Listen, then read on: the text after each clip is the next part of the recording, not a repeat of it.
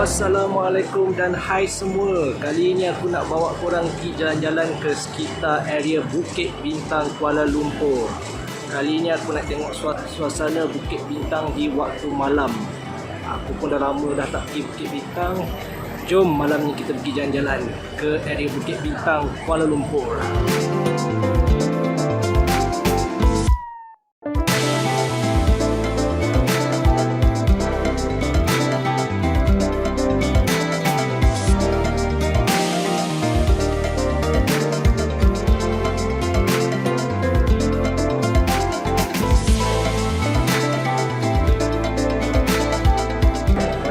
Aku nak kena survey lagi kat kawasan Bukit Bintang ni. Ada loten apa semua. Tengok pun tempat pun macam dah lain dah. Tengok lama aku tak pergi. So kita round-round lagi.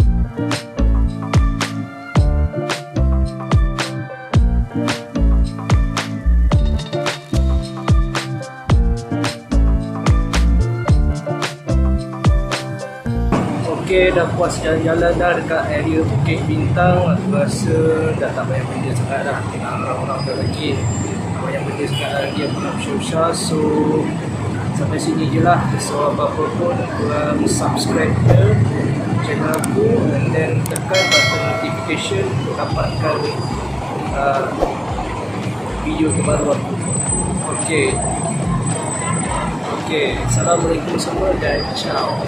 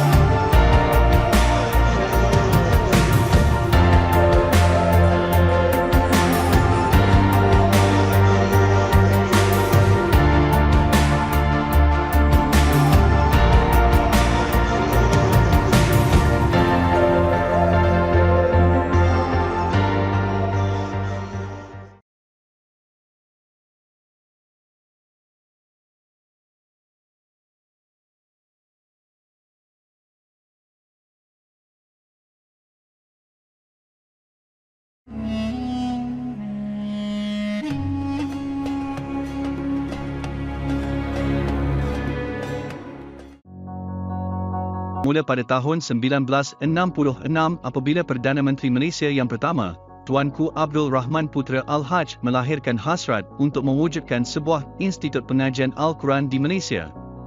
Hasrat ini telah dinyatakan sewaktu perasmian Masjid Negara di mana idea ini timbul ekoran daripada musabakah Al-Quran yang diadakan semenjak tahun 1960 serta lawatan Rektor Universiti Al-Azhar Sheikh Mahmud Shaltut di perasmian Masjid Negara tersebut.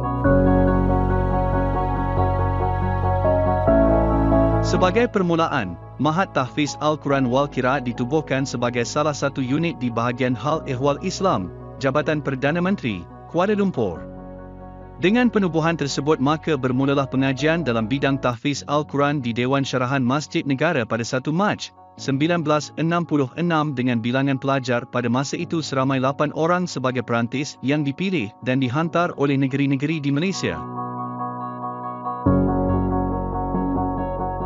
Dari tahun 1966 hingga tahun 1978 pengajian ini diletakkan di bawah kelolaan Jawatan Kuasa Tadbir Masjid Negara dan Urusetia Majlis Kebangsaan bagi Hal Ehwal Ugama Islam Malaysia pada tahun 1972 dan ianya diberi nama Mahat Tahfiz Al-Quran wal Qiraat. Awal tahun 1979 Mahat Tahfiz diletakkan pula di bawah kelolaan Pusat Penyelidikan Islam, Bahagian Ugama, Jabatan Perdana Menteri sehingga tahun 1980. Selepas itu Mahat Tahfiz dipindahkan ke bangunan JKR 588-33, Jalan Cenderasari, Kuala Lumpur dan kemudiannya diletakkan di bawah kelolaan Institut Dakwah dan Latihan Islam, Indah, Bahagian Ugama, Jabatan Perdana Menteri sehingga tahun 1983. Sehinggalah pada tahun 1984 Mahat Tahfiz telah lahir sebagai sebuah cawangan di bahagian Ugama, Jabatan Perdana Menteri dengan organisasinya yang tersendiri. Pada tahun 1997, Mahat Tahfiz Al-Quran wal Qiraat telah dinaikkan taraf sebagai salah satu bahagian di Jabatan Kemajuan. Kita bantu untuk melaksanakan program-program pelajar tahfiz di sini dengan memberi sedikit infak yuran serendah RM30. Semoga sedikit sebanyak dengan yuran ataupun duit-duit daripada tuan puan membawa 1000 kebaikan untuk kami pelajar-pelajar tahfiz di sini. Wallahi hanya senya Allah Subhanahu Wa Taala yang mampu untuk membayar segala kebaikan yang telah dilakukan oleh tuan puan. Insya-Allah.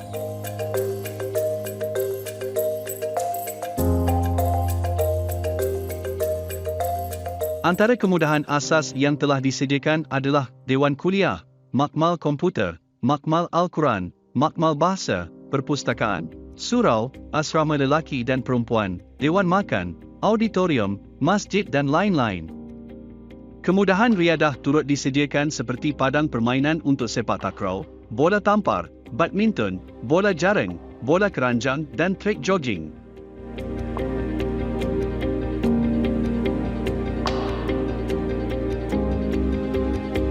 Orang selalu kata, orang yang fakuat ni mesti bandar lemau kan. Kita semestinya macam tu. Daripada kami perkhidmat sendiri, kami menganjurkan pelbagai program dan aktiviti yang melibatkan ukhuwah dan juga kebajikan sesama pelajar Al-Quran sendiri. Jadi daripada kami perkhidmat akan menganjurkan satu program yang dinamakan Sukan Hufaz ataupun Sukfaz yang dianjurkan secara tahunan. Mesti nak tahu kan apa itu Sukfaz? Jadi tuan-puan, kalau nak tahu, pelajar-pelajar di sini bukan saja mahir dalam bidang Al-Quran, tetapi juga berbakat dalam bidang sukan. Dalam penganjuran Sufaz kali ini, pelbagai acara indoor dan outdoor akan dipertandingkan seperti bola sepak, bola tampar, futsal, badminton, pingpong dan pelbagai lagi acara.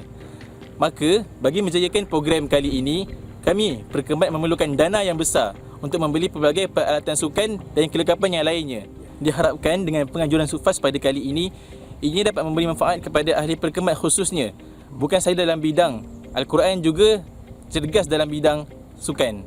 Oleh itu, marilah sama-sama tuan dan puan di luar sana, sama-sama kita menyumbang serendah RM30 kepada perkhidmat.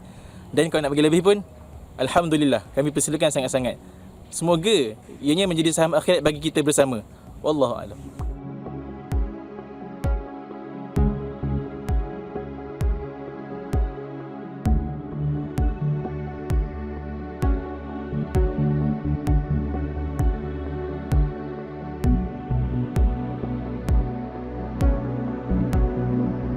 Terletak indah di kaki banjaran Titiwangsa bertentangan dengan bekas lombong warisan penjajah British, Masjid Darul Quran Jabatan Kemajuan Islam Malaysia, JAKIM, di Kuala Kubu Baru, Selangor, dilihat sebagai sebuah masjid yang sangat mendamaikan.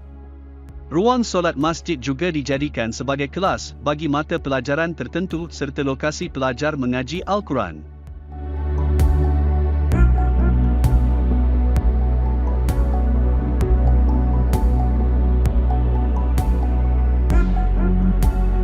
Masjid Darul Quran JAKIM turut menerima jemaah daripada pelajar Maktab Rendah Sains Mara, MRSM, Kuala Kubu Baru dan pelajar Institut Kemahiran Belia Negara yang datang menunaikan solat Jumaat dan juga solat fardu yang lain secara berjemaah.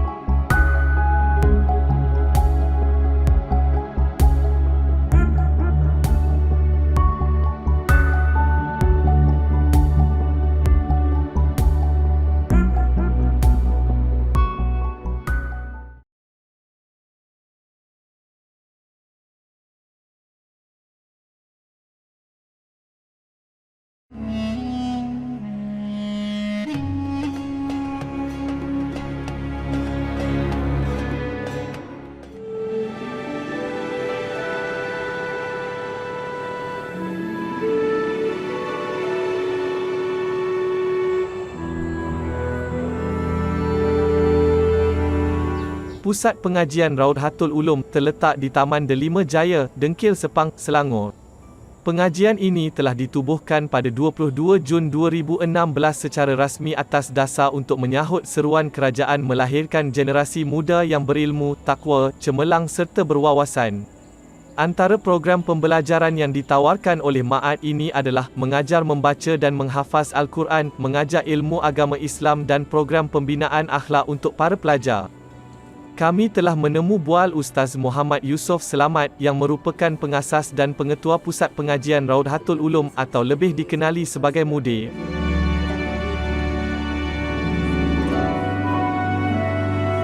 Saya pun ada hasrat awal tu memang nak buka tahfiz sendiri.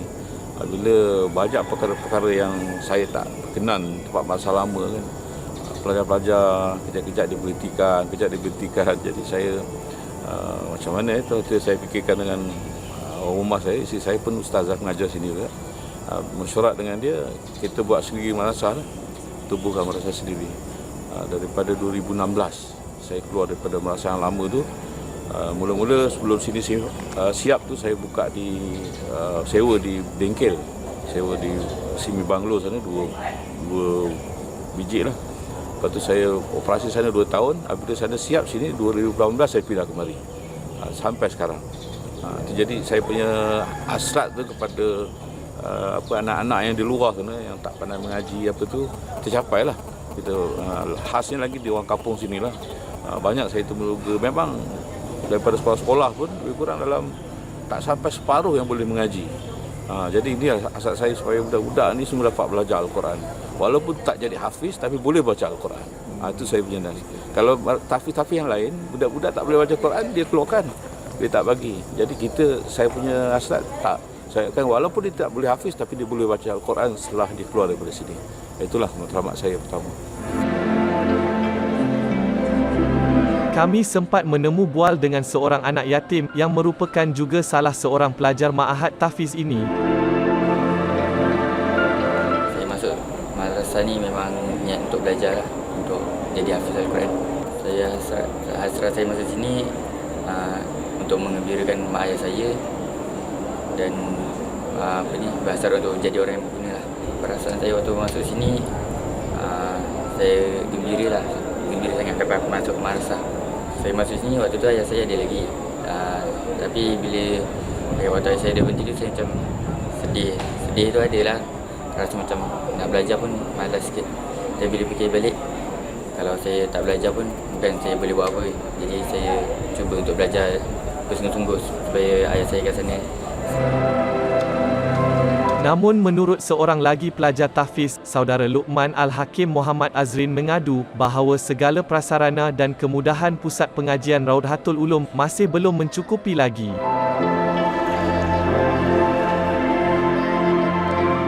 Saya harapkan untuk sesi pelajaran 23 ada baik jugalah kalau ada pengangkutan yang selesa untuk ke jemputan ke apa kan, untuk solat Jumaat terutamanya, dan juga asrama kalau dapat diluaskan ataupun, sebab sekarang ni padat, agak ada nampak sepah. Kalau sama ada tambah lagi asrama ke, biar penduduk dalam satu asrama atau dom tu tak terlalu banyak, jadi mungkin lebih selesa agaknya.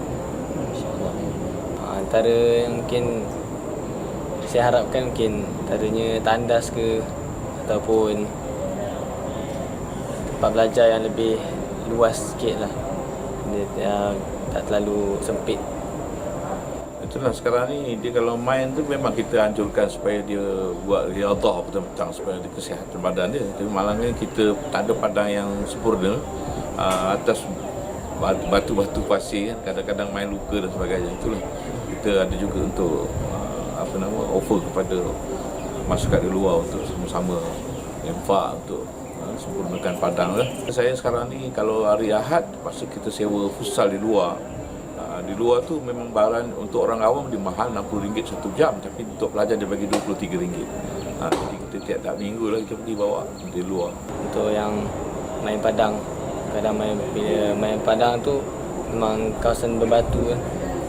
Memang kebanyakannya luka tu memang akan ada lah.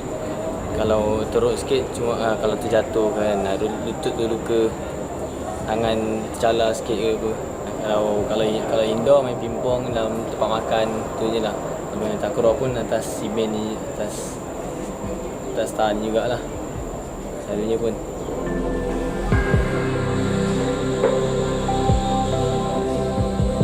Inilah suasana dewan makan dan dapur yang sering digunakan oleh pelajar tahfiz untuk memasak dan menjamu selera. Pelajar ini juga belajar memasak dan menghidang. Di samping itu, mereka boleh makan secara bersama. Bagi mereka, hidangan seperti ini sudah pun cukup memadainya. Bagaimanapun, Ustaz Muhammad Yusof meminta orang ramai dan pihak berkuasa untuk turun membantu membina lebih banyak kemudahan pusat ma'at tahfiz ini. Memang ada keperluan-keperluan tu untuk kita yang untuk anak-anak yang tak mampu tu kan. Kita akan belikan cadar, belikan katil, tilam sebagainya. Itu pun keperluan juga untuk siapan pelajar baru masuk. Peralatan seperti meja, rehal dan sebagainya. Sebelum ni pun kita minta daripada orang ramai juga, ada yang minta. Tapi memang mudah untuk meja-meja rehal untuk orang untuk berwakaf ni memang cepat je. Sebab untuk kita dapatkan begitu. Bahan-bahan pelajar sekarang ni alhamdulillah lah, bolehlah kata cukup. Itulah kami mengharaplah pada masyarakat di luar kalau dapat sama-sama menelam saham untuk akhirat mereka. Jadi kita offer supaya dapat sama-sama berkongsi lah kan, dapat dunia dan akhirat. Pelajar-pelajar dapat, walaupun kita tak ada anak yang hafiz Al-Quran, tapi kita bagi sumbangan untuk pelajar-pelajar hafiz, alhamdulillah dia akan dapat saham juga di akhirat insya-Allah.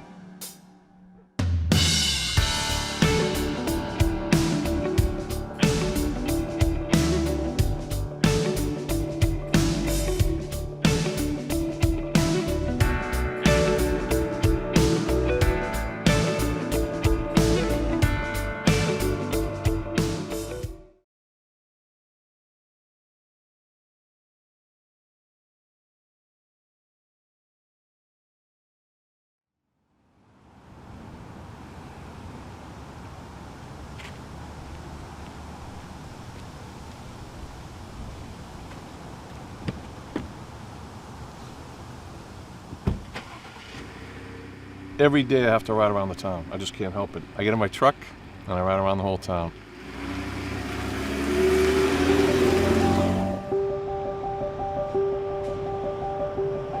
I look at the little businesses. East Milton Square is made up of very small businesses, pizza shops and jewelry stores and hairdressers, and will they make it? You know, how much traffic are they getting?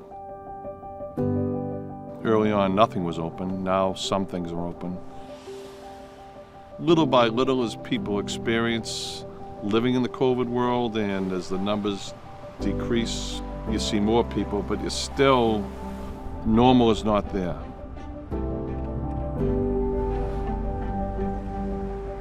We are the largest geographic suburb of the city of Boston, which is the capital of Massachusetts. Sometimes, from a traffic point of view, people might view it as a headache. The distance from just about anywhere in Milton to downtown Boston, whether it's the financial district, the medical district, Fenway Park, Boston Garden, is only 6 miles. The benefit of that is if you're going to work, it's a direct route in from this community that so many people live in and work in the city every day. When people talk about Milton and outsiders looking in, they often look at Milton as being an affluent, rich community. It's not. It's a working, middle-class community. It has its affluent pockets, but it's for the most part, men and women of very diverse backgrounds trying to make a good life for themselves. This pandemic isn't something like 100 inches of snow and the DPW finished it and the streets are cleared and we can go back to normalcy. People want their lives back. They want their normal back, and they're willing to fight for that. And because of that, we will win in this war. You learn how to live with it, you learn the dangers of it, and you learn the risks of it. And if people pay attention to those, then we'll be okay. Every day we go forward in this is a day closer to its termination. I think every person who's lived in the year 2020 will remember the year 2020 in their life, whether they're 10 or 90. They will remember this year.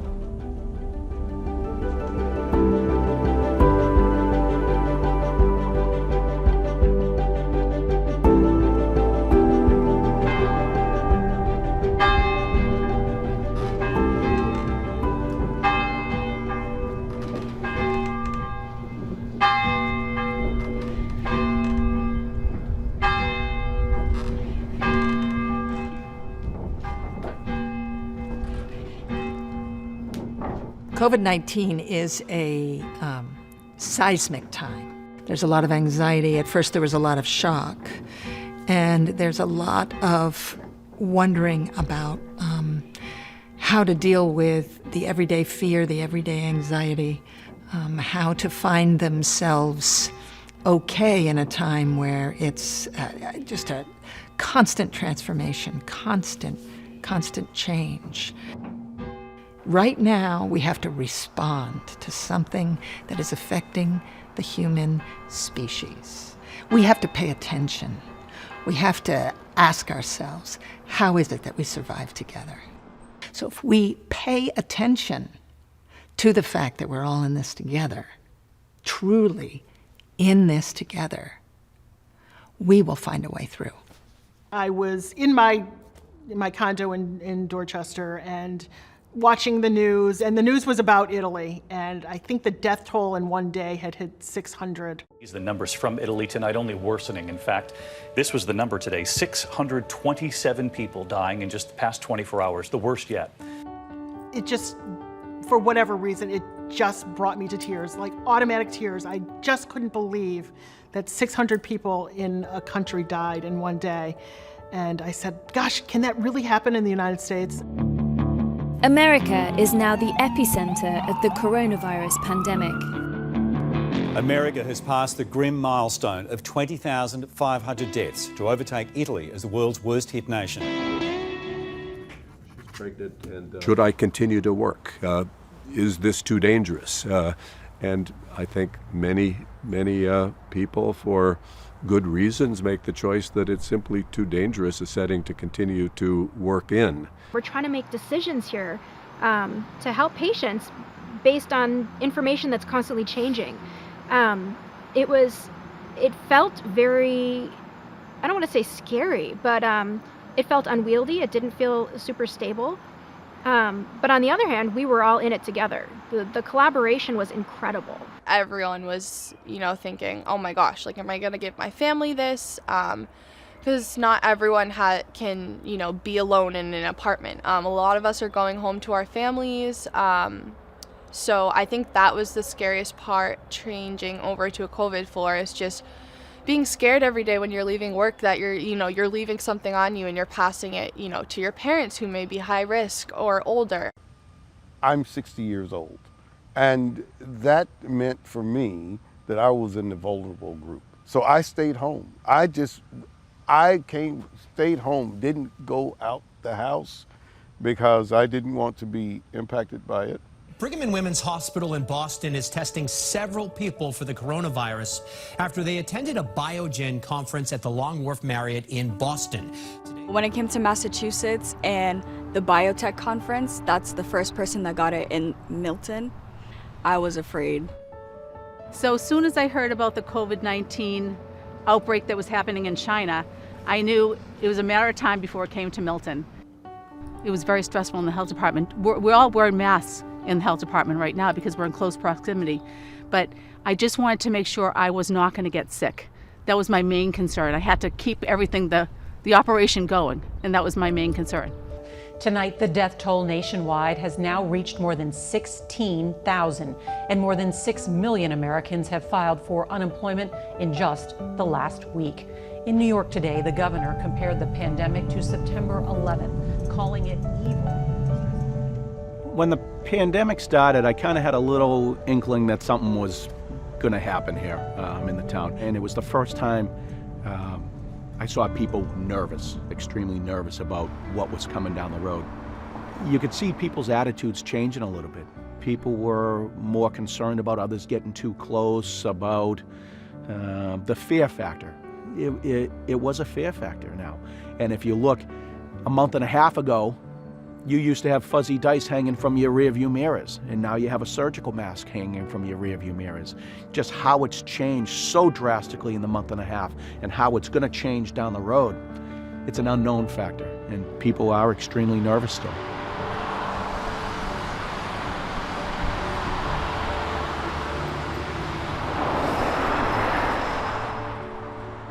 How soon will they go back to work? Will work look the same? Will this country look the same after this?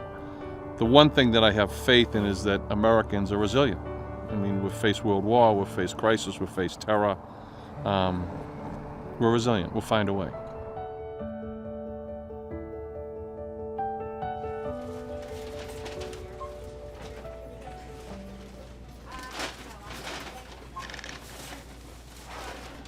Pre-pandemic, I think as a business, we settled in and have been in a pretty good groove for quite some time now.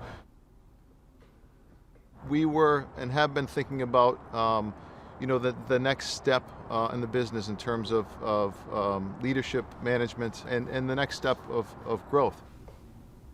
Maybe a week before things started to go really kind of hoopy, I actually got the flu myself, the regular flu.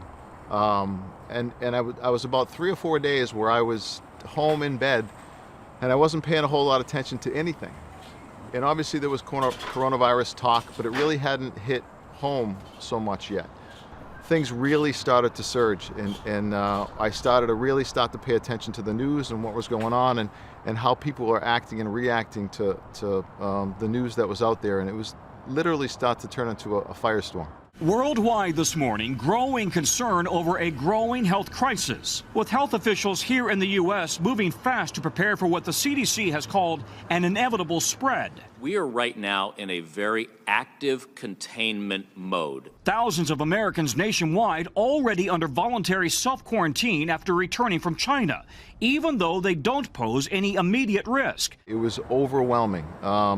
Lines down the aisles, we couldn't keep the shelves stocked. We were working, all of us, 12, 14-hour days just to try to keep up what was going on. You could see customers just panic, a little bit of stress, a little bit of, not complete panic, but concern about where things were going, where we would be at, if they would have food on the table in the near future. If we were heading into doomsday type stuff. Tonight, signs that a critical link in the nation's food supply chain might be cracking, as some meat processing plants around the country have become COVID-19 hotspots. So far, over 1,000 employees of meat processing giants like Tyson, JBS, and Smithfield have tested positive for the virus, forcing the temporary closure of at least 15 plants. There were certainly meat shortages, and when Tyson came out with that statement that they had to close plants and that a lot of their workers were sick, it just heightens people's concerns about the food chain in general, and the meat chain was certainly impacted. I think customers had a perception that things were going to collapse, which created that scenario where people were hoarding and buying way more than they really needed. The ongoing concerns we had early on for the first month were always employee-based.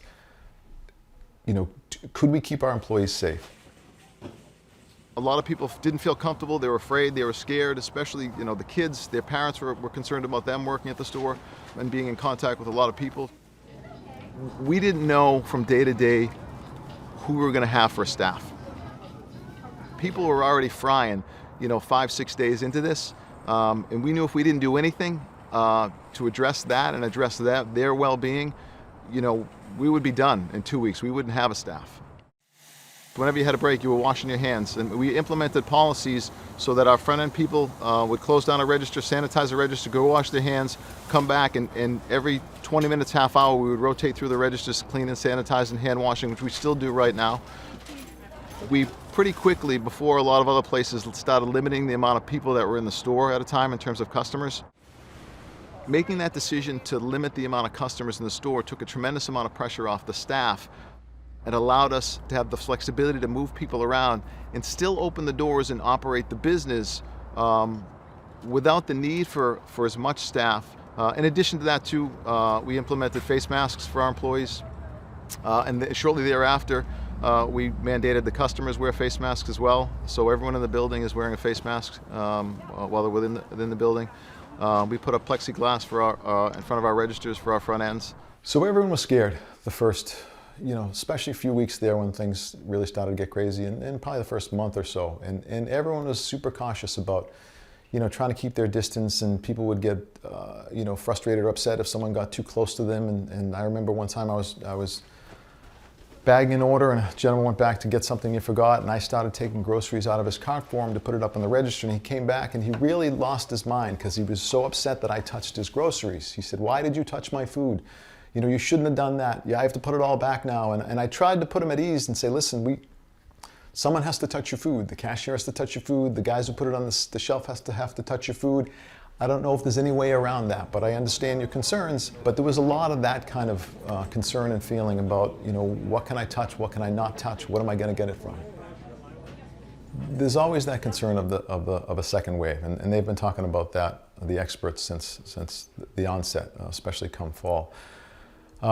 I think that the procedures and policies we have in place and what we're doing now and what the governor's been doing, I think all those steps that we and the state has taken have been really positive and put us in a position where, if things do spike, I believe we can control it as long as we continue to do the things that we're doing. Everyone who stayed with us through the thick of the pandemic really stepped up. I mean, the guys were working 12, 15-hour days. They were working 6-7 days a week. Really, it was a very proud, crazy time, but as an employer, a very proud time as well, too, to see these people step up and respond the way they did. Rarely a day goes by where someone doesn't thank us for what we do. Thank us for being here, thank them for providing food for their family. So it really makes us feel like we're an important part of the community. Nice job, guys. Don't rush. Hold it. Woo!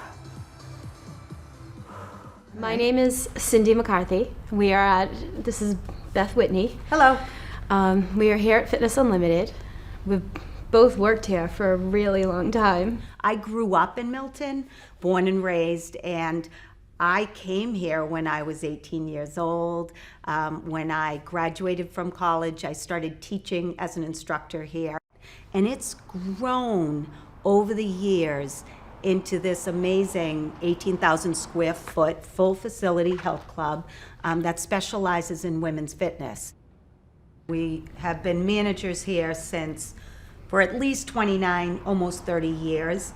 And on February 1st, we bought Fitness Unlimited. Everything was going very well.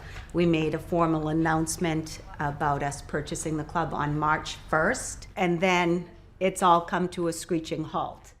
I am issuing the following emergency order.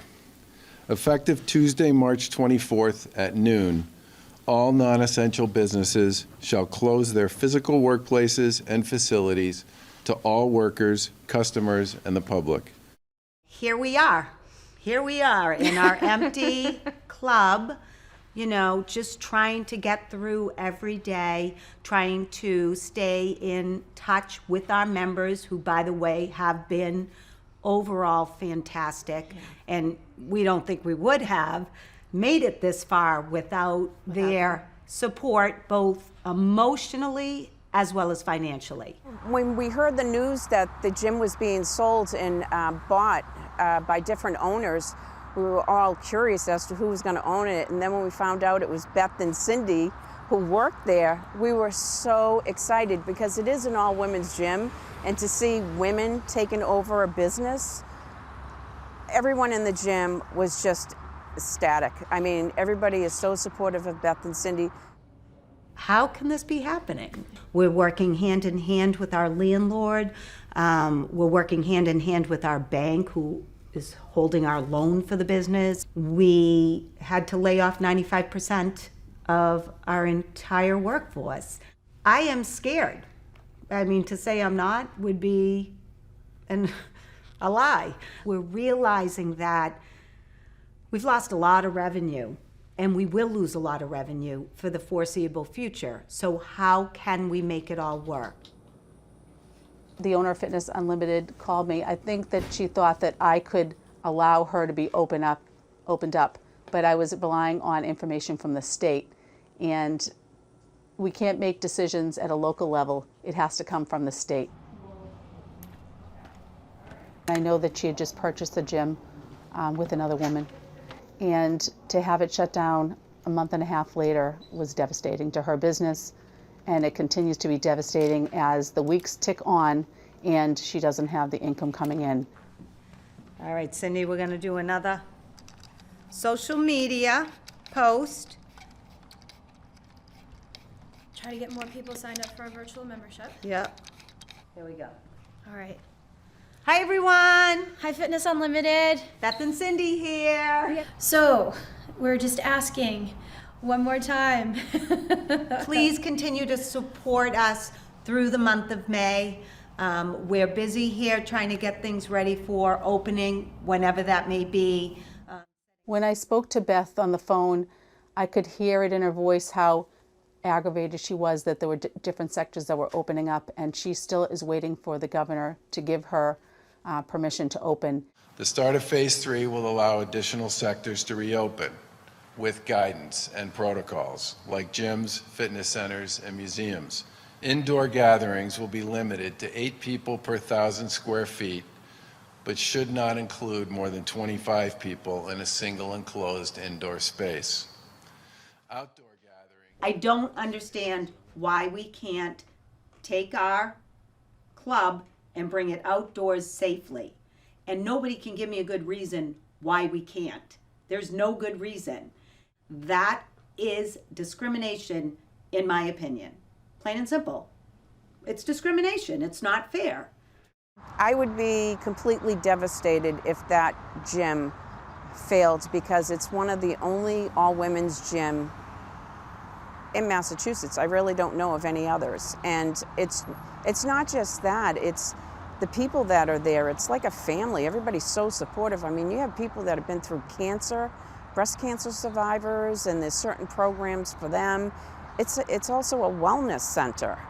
And I think it would be really devastating for a lot of members if that should happen, and I pray it doesn't happen.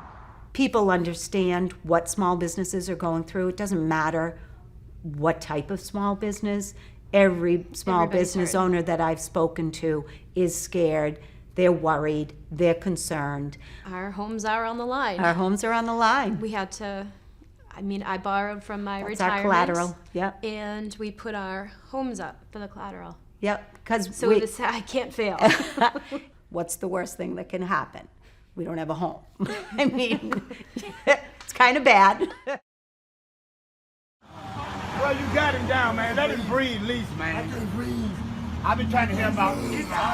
So you can breathe a little bit more. There are alarming new statistics showing the pandemic is taking an especially heavy toll on minority communities. In Illinois alone, more than 40% of those who have died are African Americans, even though only 15% of the population is Black. There is a statement that's often made in the Black community that says whenever white people get a cold, Black people get the flu. Because it's like whatever, little thing impacts whites, it impacts Blacks so much worse. We have disproportionately high infection rates, hospitalization rates, and death rates.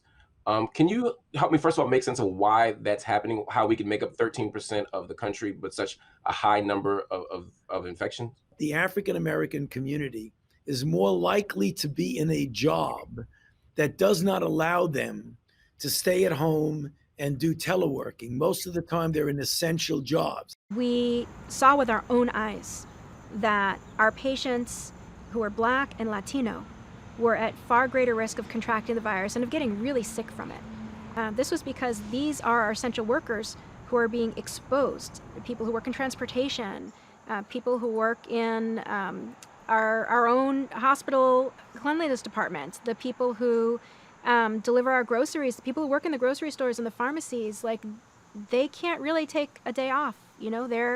They're out and about and being exposed, and they're getting sick. COVID-19 is a leveler. It affects everyone, except there are many people that are having adverse reactions, and more are dying because of the injustice in society, because of the unequal nature of society. So when the racial numbers started to be reported, it was shocking, but yet not surprising. The social determinants of health impact people of color much more deeply. People are in housing that is maybe not as good for their health. Perhaps the blood pressure is higher, the levels of lead, for children are higher, asthma is higher, kidney disease because of high blood pressure is higher. So these are populations that are already at risk. That's one thing that COVID is helping us see, the cracks in our society, the ways we don't support one another. The fact that the essential workers are low income, a lot of folk are low income folk, they're not given much, they don't have a lot of benefits, and they're the ones that are keeping us alive. They're the ones that are putting their life on the line in order for us to stay healthy or try and keep healthy. See, when white lives are being lost, then people jump into action. When Black lives are being lost, it's, one of those things. I have to confess that as a man of color, particularly a Black man, most of what I hear, I process it through a lens of race. And I process it through a lens of race because I'm very practiced at that. Step out of the vehicle and step away from me, all right? Step out and face away. Step out and face away. Okay, please don't shoot me. Please, man. I'm not. I can't breathe. You're talking. You're talking fine. Deep breath. I can't breathe. I can't breathe. The nation erupted into scenes of chaos, violence, and widespread destruction into the early morning hours. I cannot let my guard down enough that I could believe that if I were stopped by the police, that I would necessarily be able to get home that day. It's hard to be Black in America and not feel some form of stress. I mean, stress in all the microaggressive ways that we come across it. In interviews for jobs, in going, waiting for service as a customer. All kinds of issues exist, and in their own way, they just kind of pull at us. They just chip away a little bit every day. It's just a little something. I believe COVID-19 had a huge role in what happened with the Black Lives Matter when George Floyd was murdered senselessly and just tragically. It was building on the backs of the tragedy COVID-19 was for Black and brown people. And people for the first time saw health inequities and, oh my goodness, they're so more deeply impacted by this than we are as people that are not of color. So they started to see that there's systemic things that are happening that impact people differently. So I think it was all building, and that's why it was such a huge explosion of outcry and just people really seeing systemic racism for what it was and what it is, and being really moved to say, no more, we need change.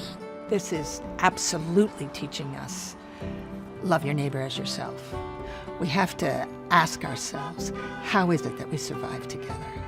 We have to believe that we have a longing for healthier ways of living, for better, more equitable systems, for a justice-centered community. We have to believe that we can do that. The thing that I really believe is that in order to make a difference, you have to last. So I want to last as long as I can in order to try to make a difference. I want to be able to talk about this is what it looked like then, and this is what it looks like now. I was able to see this, and now I'm able to see that, and I've got to last in order to make that happen.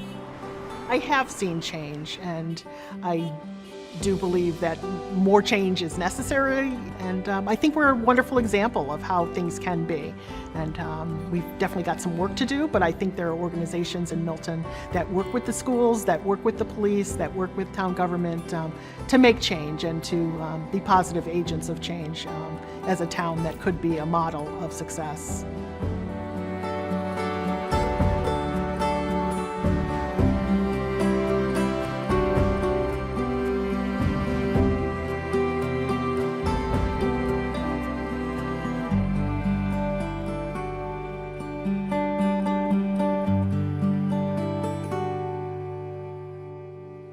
The worst is yes ahead for us. It is how we respond to that challenge that's going to determine what the ultimate endpoint is going to be. In late February, as the reports from Italy were coming in, we had a pretty good idea that the virus was heading our way. We saw a ton of people who had virus symptoms, who we really believed had COVID, and they didn't meet criteria for testing. They hadn't been to China, to Spain, or to the Biogen conference, but they maybe had traveled on a plane. Maybe they had friends who'd been to the Biogen conference. And we realized, oh my gosh, the virus is now in the community being transmitted. Maybe 30–40% of people with COVID-19 infection are asymptomatic and don't know they have it. And there's lots of cases of healthcare workers bringing the disease home. It happens quite a lot. Concern is also growing for doctors and nurses working tirelessly to help COVID-19 patients and contracting the virus themselves at an alarming rate. 140 employees at one hospital alone, the Brigham and Women's in Boston, testing positive. Matt Gutman has much. I would say I was a little bit anxious about taking care of some of the patients with COVID-19, just because it's a new thing. You know, at the beginning we were told, you know, different messages on what to wear when we would see the patients. And as we learned more or saw more situations, we would be told to use different PPE. And, you know, you'd be afraid when you'd come home. What do? You have a family at home. So a lot of us were afraid. I feel horrible because I feel like every day I'm leaving work, I'm going to be bringing this virus home to my family. And how am I going to live with myself if I get my whole family sick and they end up in this same ICU that I'm working in? And I looked up hotels, I looked up Airbnbs, and I was like, should I be at home? Should I be exposing my family to this? It was a scary time. I tell people I've never been on a ship out in a storm, but that's what it felt like. Our staff, everybody was scared, I think, just to make sure we were prepared. Yet there was also this sense of that we'll get through it, and there was an incredible and inspiring sense of we will work together and we will do it. I was at home on Easter, and later that evening I had a low-grade fever. And I knew as soon as I had a low-grade fever that was probably COVID. And as a nurse practitioner, I did have an oximeter at home, and I started checking my oxygen level. And the normal level is in the 90s. Most people are 95 to 100. And I looked at the level, and my oxygen level was 80. So at that point, I said I need to go to the emergency room. And so then I went to BI Milton, and they admitted me, and I was there for almost 2 weeks. Our peak was actually about 2 weeks before the Boston peak. And for our size hospital, we saw a disproportionate number of COVID patients. So the Beth Israel Lahey system consists of 13 hospitals. We're probably the second or third smallest in terms of number of beds, but we saw the fifth most number of COVID patients. I was pretty anxious when I found out that I had the COVID to begin with, because I did need oxygen, and I was there for almost 2 weeks on oxygen. So every day I would get a little nervous, and more nervous probably, because I kept thinking, oh, I'll only be here 3 or 4 days and then I'll be home. We had patients that were in the hospital for 20, 30, 40 days, between the ICU and back to the floors and eventually home. I would turn the TV on, and I was very excited to actually be able to watch TV, because I usually don't have time to do that, and without somebody wanting to change the channel on me. And everything was COVID. So every channel I turned on, it would talk about COVID deaths, very depressing, and they'd have the depressing stories about people that were dying from COVID, some that were on respirators. Sure, I was scared. I don't know if I was going to turn the corner. I kept positive and kept thinking I would. But in the end, you don't really know. I was always afraid at night, especially because I'm alone in the room and wondering, will I get up the next day? Sometimes, a nurse would go in and hold somebody's hand. They told us to limit our physical contact with our COVID patients as much as possible, but with gloves on, with a gown, with the N95, with a shield. It was also depressing being in the hospital because, no one could come in to see you. And the nurses would come in on a very limited basis, so very isolating. So usually when we have patients that are actively dying, their whole family is there. They want to be there. They want to hold their hand. And I think the hardest thing with this has just been that these families, for the most part, can't be with these patients. So that's been a really heavy weight on the nurses, is that we're here, we're their family. I'm holding their hand as they're passing away. I just thought, listen, I'm going to get through this. I'm going to think positive. I'm going to get through this. I'm going to take one day at a time. I know I can do it. I'm going to do whatever they tell me that I need to do to get better and think positive.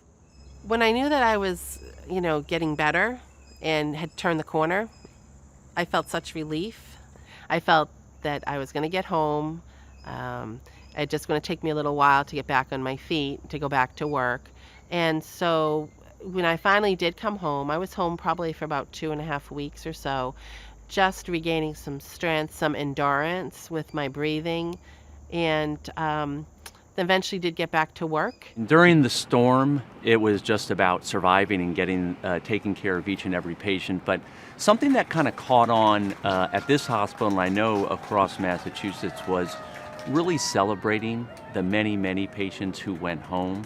Of course, COVID, there was more death than we've seen in this hospital in many years, and that was really hard. And I remember talking with staff about, particularly some of our younger nursing staff who hadn't dealt with this, and it was a challenge. It has definitely been a change. I feel like I am not a college kid anymore. It's kind of been a very abrupt switch into, that chapter of adulthood. I don't know if there's ever gonna be, oh, it's over, this is the end. I think this is an issue that we're gonna struggle with for a long time. This virus isn't gonna go away, kind of like the flu.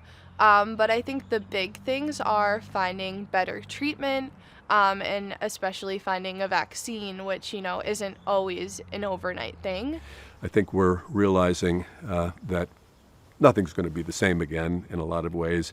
We will continue to probably have this virus in the community fluctuating in levels of severity for the next many, many months, and until we, God willing, get a vaccination to create herd immunity in the communities.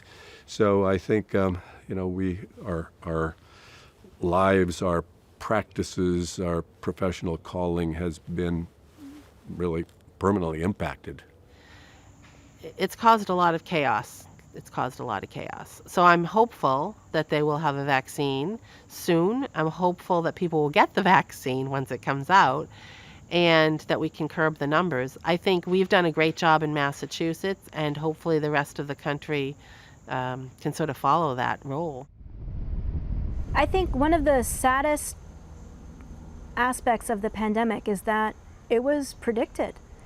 We had a really good idea that it was just a matter of time before some mutated flu virus came along, or, some Ebola type virus came along that was transmissible enough.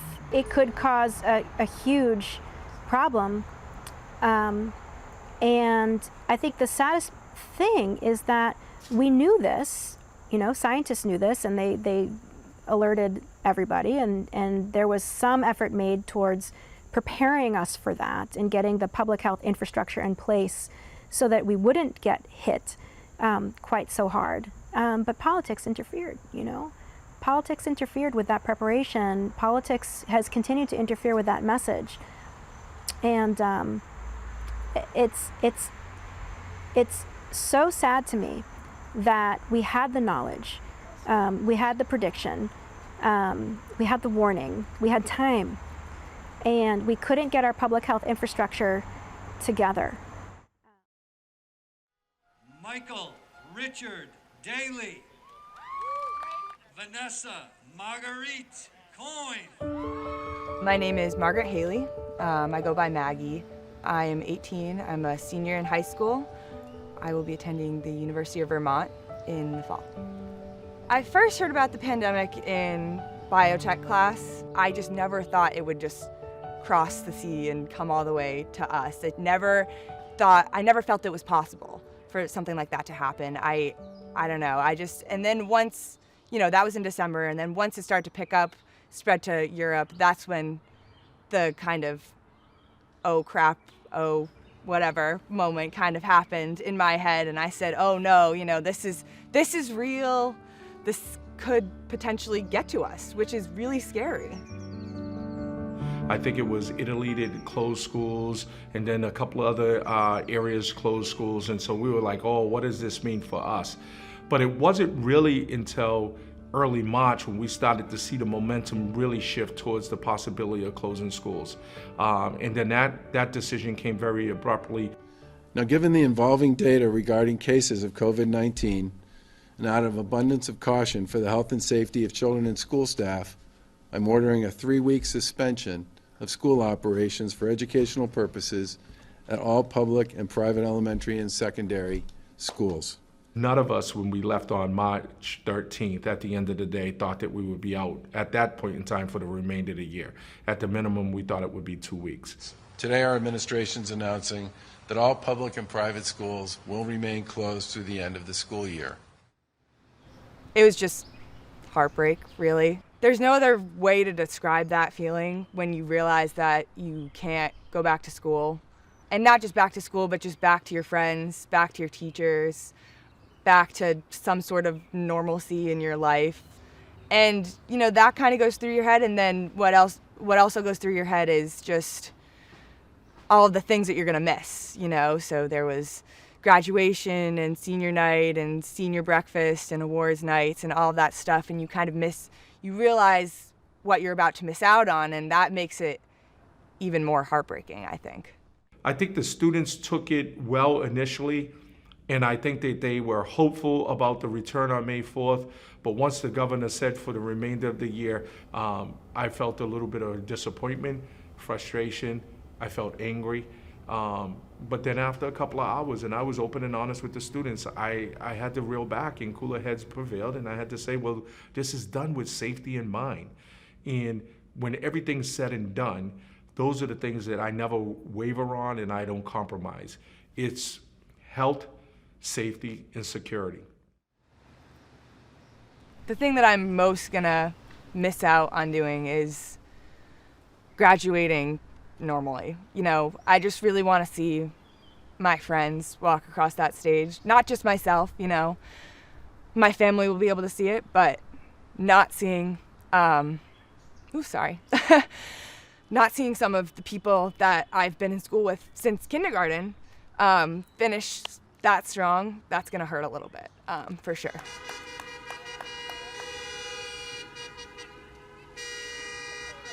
Alan Dye. So graduation has been a hot topic. Our plan right now is to honor the graduates on June 7th. We would having a caravan-style graduation ceremony. Students are going to be advised to come in a car with their parents. Only the senior gets out of the car. They're stopped 25 feet prior to the front entrance, prior to the red carpet. The student will get the diploma. So the only thing really that was missing, if you look at every single component of the graduation, the only thing is missing out of that is us coming together, all sitting in unison in the field house.